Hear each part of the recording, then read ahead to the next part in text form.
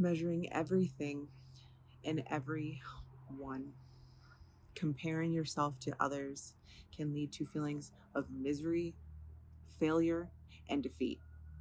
When I was in a mind space of feeling defeated, comparing my body, comparing my lifestyle, comparing my bank account and my education status to everyone, helped me just skyrocket into this feeling of, gosh, you're a failure.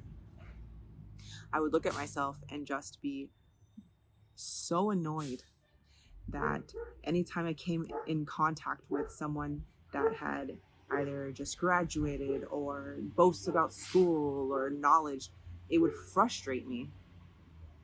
Now looking back, I can see that the only reason why I was so frustrated by these educated people, by these fit people, is because I wanted to be them because I had those capabilities within me. So, what I've noticed is when I was in that mind space, that I felt like I could never think myself into abundance. And what the hell does that mean?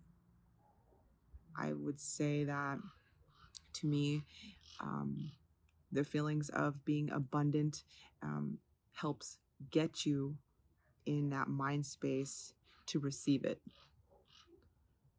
And when I was in a space where I was frustrated with my lack of money, frustrated with um, having been so far behind in my education in regard to achieving my associate's degree, um, I feel like it just was so heavy. It was not only heavy, but it was also, I just felt like I could do nothing right.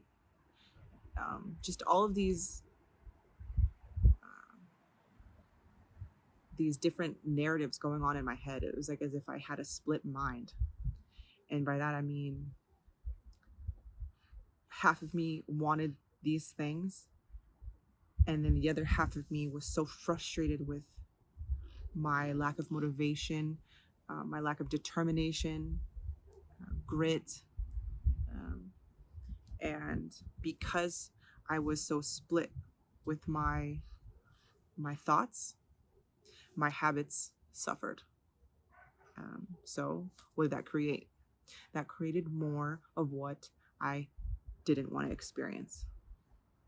Some ways that I've been able to pull myself out of these emotions, these heavy feelings of misery and failure and defeat, are just choosing to invest in myself, choosing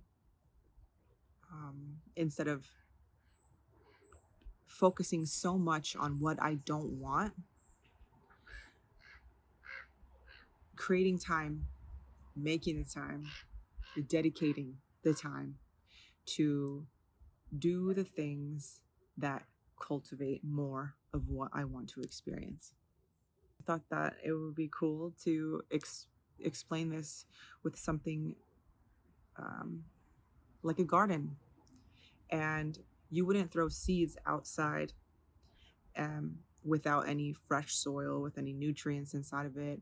And you wouldn't throw seed out there without watering these plants in the hopes of it would grow, right?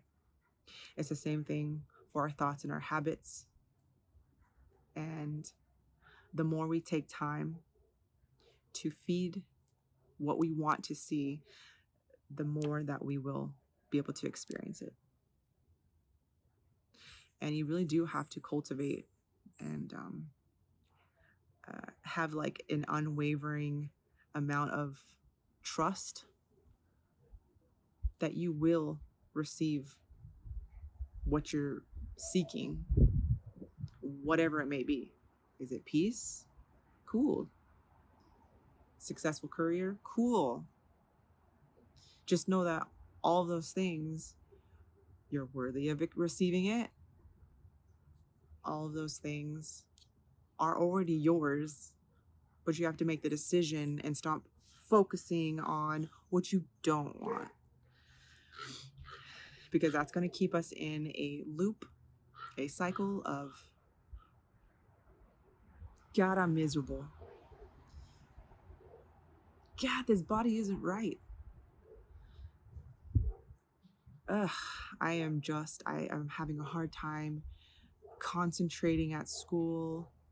Everything is frustrating me, from the drivers around me to why do I keep getting sick, catching a cold? Why do I keep running into a flat tire? What's the bigger picture?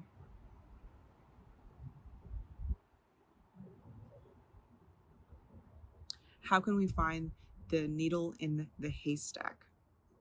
And what is that? It's like a hidden gem. How is this serving me right now?